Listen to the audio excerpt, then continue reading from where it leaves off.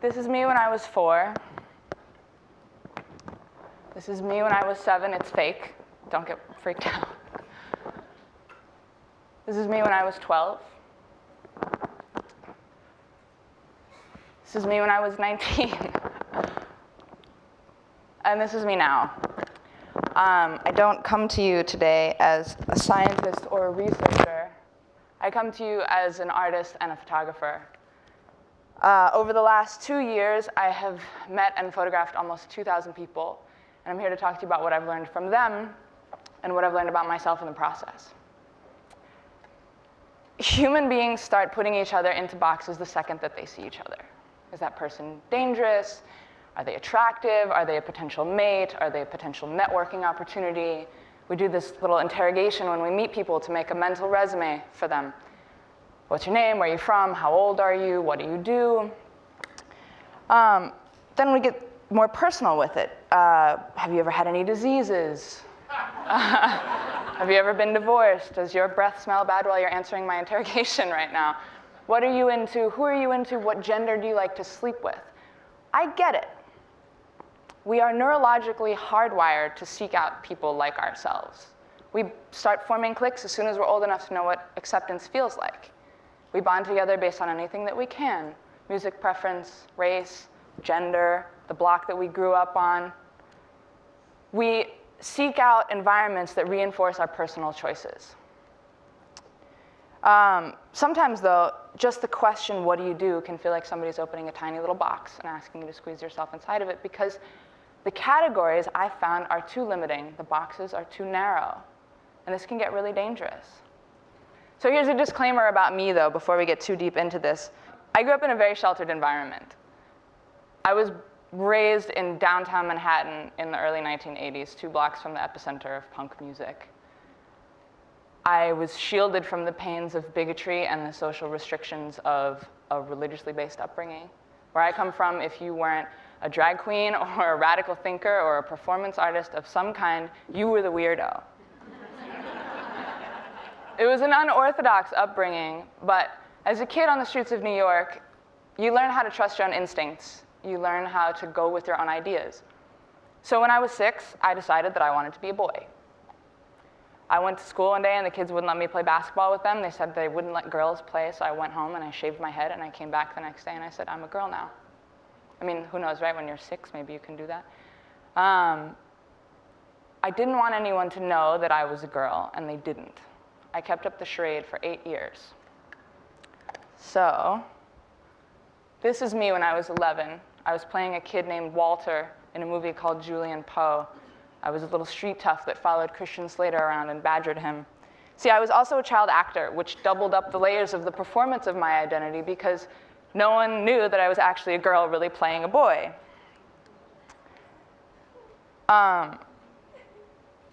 In fact, no one in my life knew that I was a girl. Not my teachers at school, not my friends, not the directors that I worked with. Kids would often come up to me in class and grab me by the throat to check for an Adam's apple, or grab my crotch to check what I was working with. When I would go to the bathroom, I would turn my shoes around in the stall so that it looked like I was peeing standing up. At sleepovers, I would have panic attacks trying to break it to girls that they didn't want to kiss me without outing myself. It's worth mentioning, though, that I didn't hate my body or my genitalia. I didn't feel like I was in the wrong body. I felt like I was performing this elaborate act. I wouldn't have qualified as transgender. If my family, though, had been the kind of people to believe in therapy, they probably would have diagnosed me as something like gender dysmorphic and put me on hormones to stave off puberty. But in my particular case, I just woke up one day when I was 14 and I decided that I wanted to be a girl again. Puberty had hit, and I had no idea what being a girl meant, and I was ready to figure out who I actually was. When a kid behaves like I did, they don't exactly have to come out, right? No one is exactly shocked.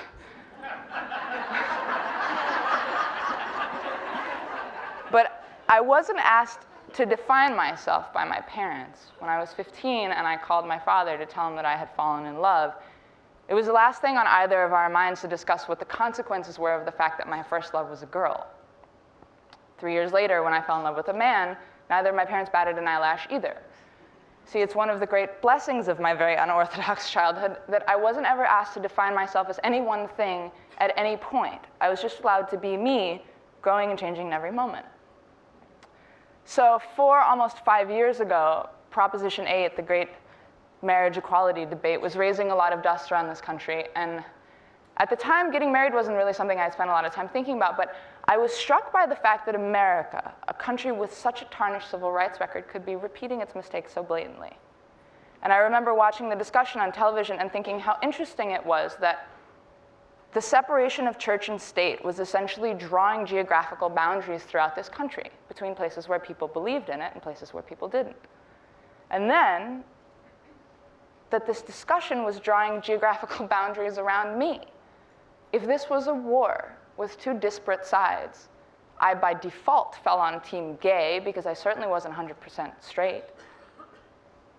At the time, I was just beginning to emerge from this 8-year personal identity crisis zigzag that saw me go from being a boy to being this awkward girl that looked like a boy in girls' clothes, to the opposite extreme of this super skimpy, overcompensating, boy-chasing girly girl, to finally just a hesitant exploration of what I actually was.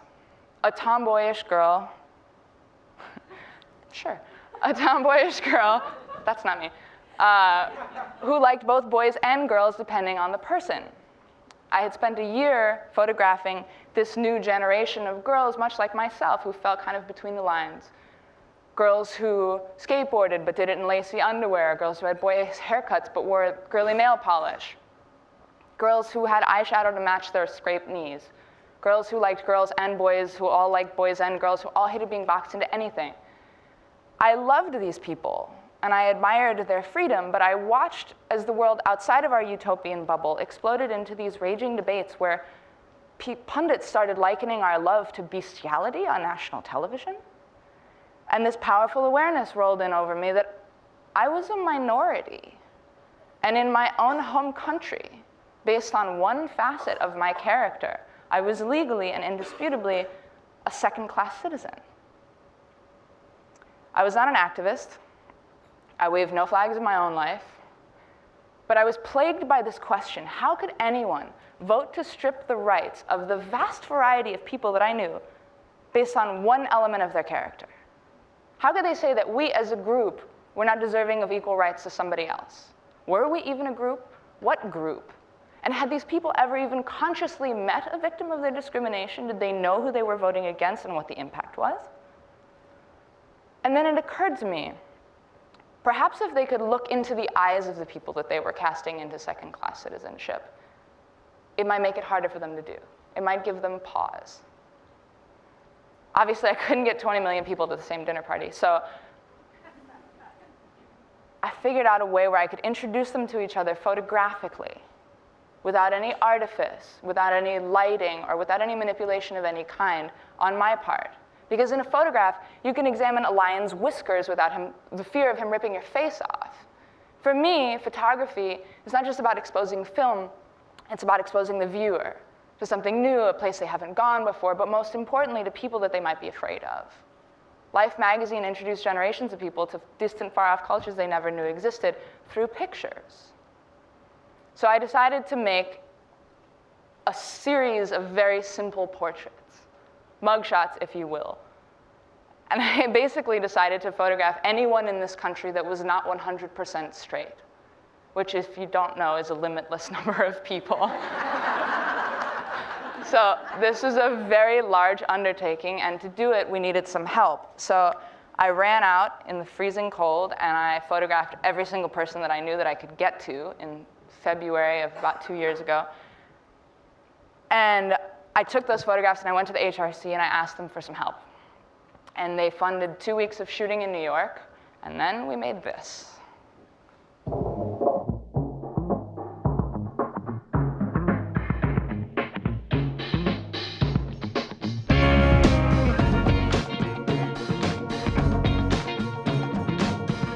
I'm Tillett Wright, and I'm an artist born and raised in New York City.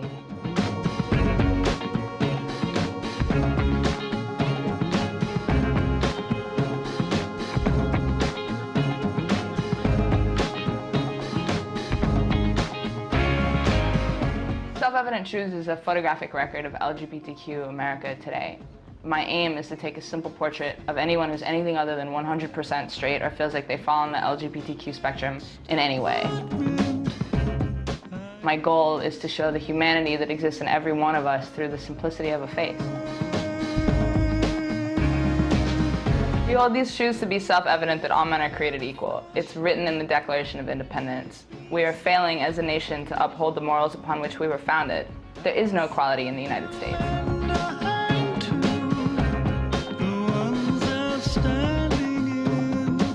It's when you don't have to think about it. It's as simple as that. The fight for equal rights is not just about gay marriage.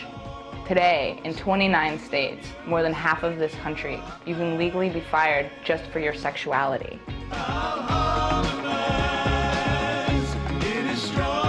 I've heard hundreds of people give the same answer. We are all responsible for equality. So far, we've shot 300 faces in New York City, and we wouldn't have been able to do any of it without the generous support of the Human Rights Campaign. I want to take the project across the country. I want to visit 25 American cities, and I want to shoot 4,000 or 5,000 people. This is my contribution to the civil rights fight of my generation. I challenge you to look into the faces of these people and tell them that they deserve less than any other human being.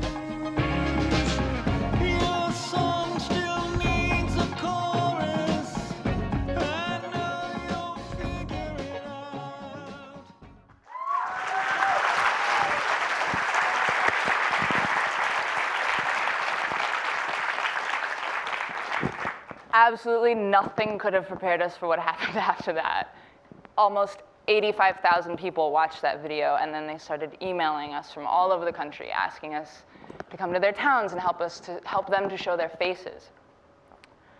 And a lot more people wanted to show their faces than I had anticipated. So I changed my immediate goal to 10,000 faces. That video was made in the spring of 2011.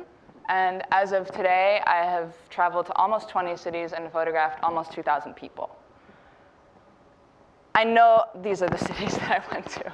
I know that this is a talk, a TED Talk no less, but I would like to have a minute of just quiet and have you just look at these faces, because there is nothing that I can say that will add to them. Because if a picture is worth 1,000 words, then a picture of a face needs a whole new vocabulary.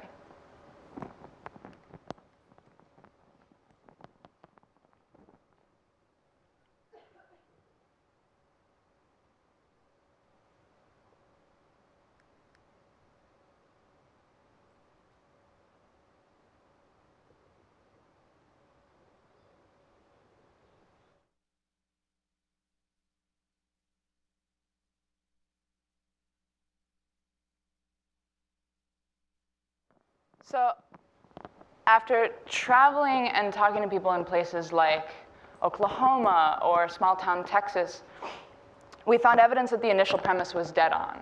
Visibility really is key. Familiarity really is the gateway drug to empathy.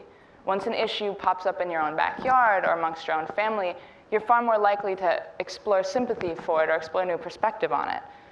Of course, in my travels, I met people who legally divorced their children for being other than straight. But I also met people who were Southern Baptists who switched churches because their child was a lesbian. Sparking empathy had become the backbone of self-evident truths, but here's what I was starting to learn that was really interesting.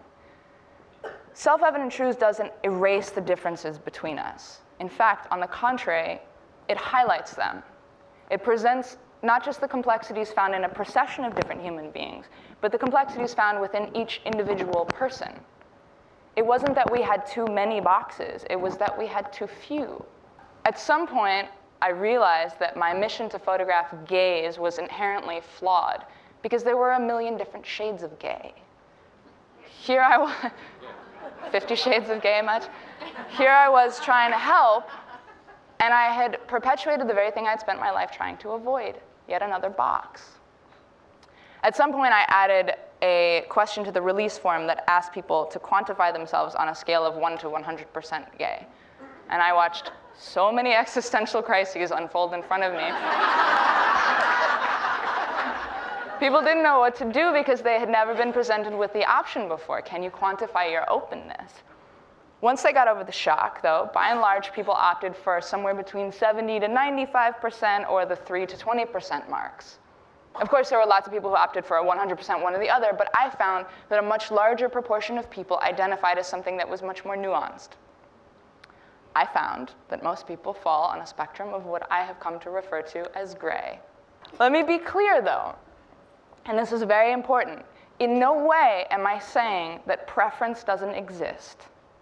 And I'm not even going to address the issue of choice versus biological imperative, because if any of you happen to be of the belief that sexual orientation is a choice, I invite you to go out and try to be gray. I'll take your picture just for trying.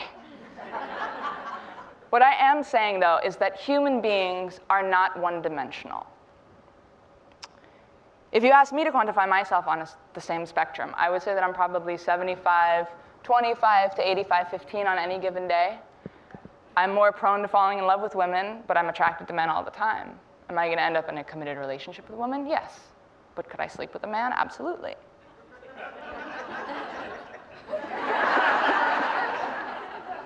The most important thing to take from the percentage system is this. If you have gay people over here, and you have straight people over here, and while we recognize that most people identify as somewhere closer to one binary or another, there is this vast spectrum of people that exist in between. And the reality that this presents is a complicated one, because, for example, if you pass a law that allows a boss to fire an employee for homosexual behavior, where exactly do you draw the line? Is it over here by the people who have had 1 or 2 heterosexual experiences so far? Or is it over here by the people who have only had 1 or 2 homosexual experiences thus far? Where exactly does one become a second-class citizen? 50 Shades of Gay is to say 50 Shades of Straight, which is to say 100,000 shades of everything. Another interesting thing that I learned from my project and my travels is just what a poor binding agent sexual orientation is. After traveling so much and meeting so many people, let me tell you, there are just as many jerks and sweethearts and Democrats and Republicans and jocks and queens and every other polarization you can possibly think of within the LGBT community as there are within the human race. Aside from the fact that we play with one legal hand tied behind our backs, and once you get past a shared narrative of prejudice and struggle, just being other than straight doesn't necessarily mean that we have anything in common. So, in the endless proliferation of faces that self-evident truths is always becoming, as it hopefully appears across more and more platforms, bus shelters, billboards, Facebook pages, screensavers, perhaps in watching this procession of humanity, something interesting will begin and useful will begin to happen. Hopefully, these categories, these binaries, these oversimplified boxes will begin to become useless, and they'll begin to fall away. Because really, they describe nothing that we see, and no one that we know, and nothing that we are. What we see are human beings in all their multiplicity. And seeing them makes it harder to deny their humanity. At the very least, I hope it makes it harder to deny their human rights. So, is it me, particularly, that you would choose to deny the right to housing, the right to adopt children, the right to marriage, the freedom to shop here, live here, buy here? Am I the one that you choose to disown as your child or your brother or your sister or your mother or your father, your neighbor, your cousin, your uncle, the president, your policewoman, or the fireman? It's too late. Because I already am all of those things. We already are all of those things, and we always have been. So please don't greet us as strangers. Greet us as your fellow human beings. Period. Thank you.